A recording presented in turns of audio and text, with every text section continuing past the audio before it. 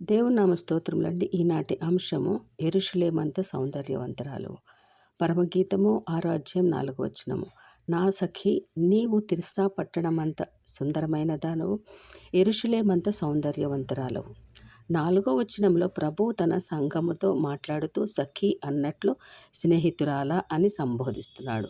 అన్ని బంధములలోకెల్లా స్నేహబంధం బలమైనది, ఎన్నదగినది కూడా.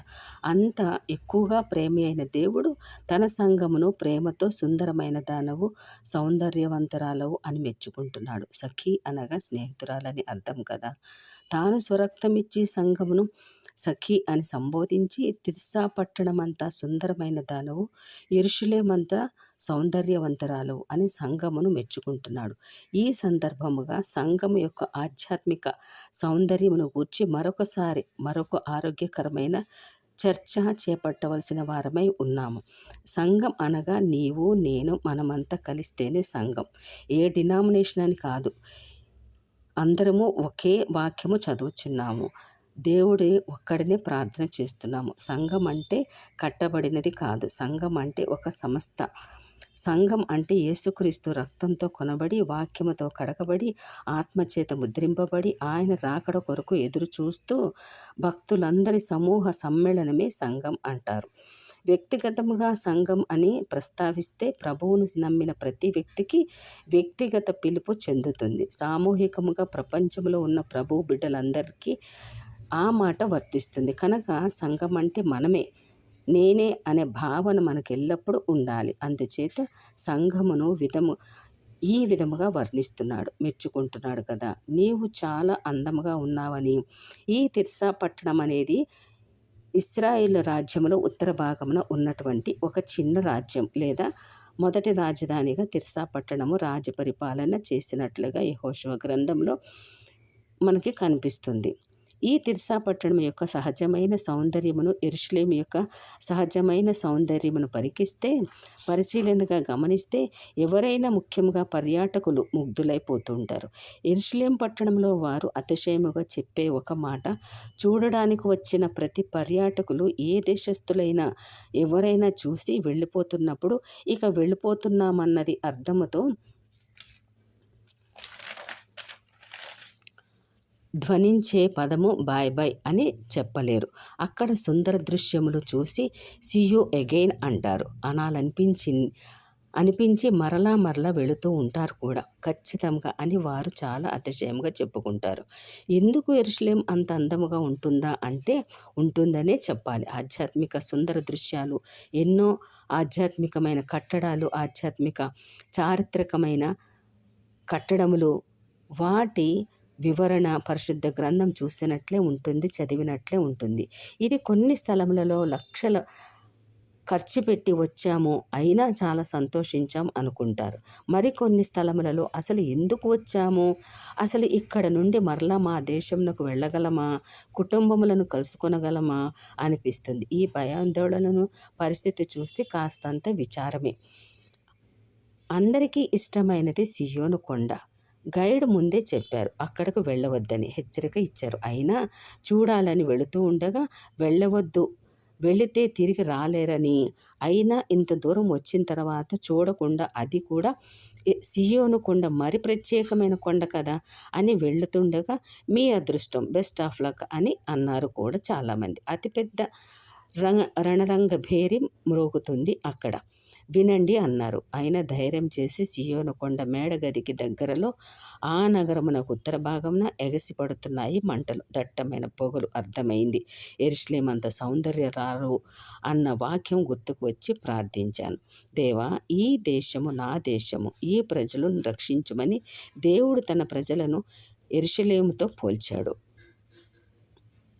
మన జీవితములలో ఎప్పుడు ఏ ఆపద, అనారోగ్యం, ఆర్థిక ఇబ్బందులు, మానసిక ఆందోళన ఈలాగున ఎన్నో వచ్చినట్లు యెరూషలేము సియోను కొండ ఉత్తర భాగమున ఎప్పుడు బాంబులు పడతాయో తెలియనట్లుగా మన జీవితాలలో కూడా ఎప్పుడు ఎలా ఉంటుందో ఒక సూచనగా ఉంది ఇది.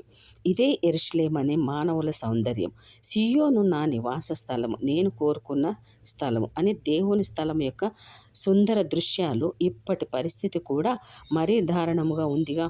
కొన్ని నెలలుగా ఇశ్రాయేలు దేశముపై ఆగని యుద్ధములు రాబో కాలమునకు సూచనగా, హెచ్చరికగా పర్యాటకులు వెళ్ళి చూసిన వారికి అర్థమవుతుంది. అది వెలుచూపునకు కనిపించే అందము కాదు, ఒక ఆత్మీయ సంబంధమైన ఒక భావన. ఈ దినములలో అందరి చేతులలో మొబైల్ ఉందిగా. యెరూషలేము అని కొట్టి చూడండి, ఏమీ ఉండదు, ఏమీ కనిపించదు. అందుకే దేవుడు యెరూషలేము గురించి మాట్లాడుతూ సౌందర్యమును పోల్చుకుంటే యెరూషలేము అంత అందముగా ఉంటుందన్నాడు. అనగా ఇది వెలుచూపుకి కనిపించే అందము ఖచ్చితంగా కాదు. దానిలో విషయము, దానిలో ఏర్పాటు, దానిలో జరిగిన కార్యములు, దానికి ఉన్న ప్రత్యేకత మేళవించి ఒక అద్భుతమైన ఆధ్యాత్మిక సౌందర్యం అని ప్రభు వివరించారు. కాబట్టి దేవుడు దృష్టిలో బాహ్య సౌందర్యం చూడడు, ఆంతరిక సౌందర్యం చూస్తాడు. ఆంతరంగిక సౌందర్యం చూస్తాడు అని నిస్పష్టముగా నిగ్గు తేల్చి వివరించాడు. ఈ ప్రస్తావనలో సామెతలు 31:30లో అందము మోసము, సౌందర్యం వ్యర్థము, దీని ఫలితార్థమేమనగా తేలిన సత్యము, ఆధ్యాత్మిక ఆంతరంగిక సౌందర్యం ముఖ్యం అని దేవుడు తేల్చి చెప్పాడు. పరిశుద్ధ గ్రంథం చెప్పేది సత్యం. సత్యమైన దేవుడు సత్య మార్గంలో నడిపిస్తాడు. కీర్తన గ్రంథం 45:11లో ఆయన నీ సౌందర్యమును కోరుచున్నాడు కనుక అతనికి నమస్కారం చేయము. అనగా దేవుని దృక్కోణంలో సంఘ సౌందర్యము ఆయనను నమస్కరించినప్పుడు, పూజించినప్పుడు, ఆరాధించినప్పుడు అది అభివ్యక్తీకరించబడుతుంది, అంగీకరింపబడుతుంది. వాక్యములో నమస్కారం చేయుడి అన్న పదము వాడాడు, కానీ అసలైన భావన ఏమంటే ఆయనను ఆరాధించాలి, స్తుతించాలని అర్థం. తృణీకరింపబడి చూడనొల్లని వారుగా, వెలివేయబడిన వారముగా ఉండినటువంటి మనం పాపములు బట్టి ఆ స్థితిలో ఉన్న మనము మారు మనసు పొంది పాపాన్ని విడిచిపెట్టి యేసు రక్తంలో కడగబడి భక్తిలో ఎదుగుతూ ఉంటే ఆయన చూడగలిగే సౌందర్యము కనబడాలని మనలో. ఈ స్థితి దేవుణ్ణి ఆరాధించి స్తుతించి వాక్యములు ఎదుగుతూ ఉంటే ఆయన్ను చూడగల సౌందర్యం కనబడాలి మనలో. అది ఆరాధించుట ద్వారానే సాధ్యం. ఆయన చూచి మనలను అంగీకరించినట్లుగా యోగ్యమైన భక్తి అభ్యసించాలి. దేవదూతలందరూ అంత కాంతివంతముగా, ప్రకాశమానముగా ఉండిపోవడానికి ప్రధాన కారణం వారంతా దేవుని ఆరాధించడమేనని. ఈరోజు కాకపోతే రేపు అయినా కొంచెము నీరసముగా ఎవరికైనా ముఖం ఉంటుందా అంటే లేదే. కోట్ల సంవత్సరములుగా దేదీప్యమానముగా కాంతులు వెదజల్లుతున్నారు దేవదూతలు. మరి ముఖ్యం కారణం ఏమంటే వారు ఆగకుండా చేసే పని వారంతా ఆరాధించడమేగా. గబ్రియేలు దేవదూత వర్తమానికుడు, మిఖాయేలు దేవదూత యుద్ధము చేసేవాడు. వర్తమానికుడు వర్తం చెప్పి అవసరము ఉంటే వర్తమానము, యుద్ధము ఉంటే మిఖాయేలు వెళ్ళి యుద్ధం చేయాలి. మరి లేనప్పుడు నిత్యము రాత్రింబగళ్ళు ఆరాధనయేగా. యుద్ధం చేసేవాడు అయినా, వాక్యం చెప్పేవాడైనా, సింహాసనం మోసేవాడైనా, ఆలోచనకర్తలు సహజంగా అందరూ చేసే పని ఆరాధనయేగా. ఈ మహిమ జీవులు, తేజోవాసుల యొక్క సౌందర్యవాసుల యొక్క సౌందర్య రహస్యం ఆరాధించడమే. ఎంత ఆరాధిస్తారో అంత దేవుని దృష్టికి సౌందర్యంగా ఉంటారు. యెహెజ్కేలు గ్రంథం 16:14లో నేను నీకు అనుగ్రహించిన ప్రభావము చేత నీకు సౌందర్యము పరిపూర్ణం కాగా ఎక్కడ మొదలై ఆరాధనలో పరిపూర్ణమయ్యింది? ప్రభావముతో. అనగా ఒక క్రైస్తవుడు కానీ, సేవకుడు కానీ, విశ్వాసి కానీ, సంఘం దేవుని బలమైన అభిషేక ప్రభావముతో నింపబడ్డప్పుడే అతని సౌందర్యము, బలమైన అభిషేక ప్రభావంతో నింపబడినప్పుడే అతని సౌందర్యం పరిపూర్ణ అవుతుందంట. మన ఆత్మీయ జీవిత సౌందర్యం, ఆంతరికంగా సౌందర్యము దేవుని ప్రభావంతో నింపబడడం. ప్రభావం అనగా విడుదల చేయబడిన దేవుని శక్తి. యేసుప్రభుల వారి వస్త్రపు చెంగులో నుండి ప్రభావం వెడలింది. పేతురు నీడలో నుండి ప్రభావం వెడలగా ఈలాగు విడుదల చేయబడిన ప్రజలందరికీ వెళ్ళిన దేవుని శక్తి ప్రభావం అంటారు. అనగా నీవు ఎంత నింపబడితే ఆత్మలో, ఎంత అభిషేకించబడితే నీలో నుండి ప్రభావం బయలు వెళ్ళాలి. అది సౌందర్యం యొక్క పరాకాష్ట.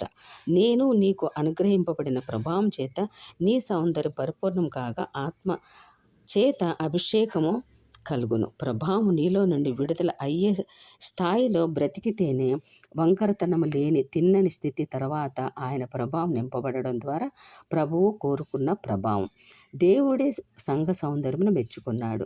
రక్షణ పొందితే నీవు అంగీకరించబడతావు. నీవు రక్తంలో కడగబడితే, వాక్యంలో కడగబడితే అంగీకరింపబడతావు. ఇది మొదలుకొని ఆరాధించడం ద్వారా నీలో సౌందర్యం అధికమవుతుంది. కన్నీటి ప్రార్థన ద్వారా నీ జీవితం మలుపు తిరుగుతుంది.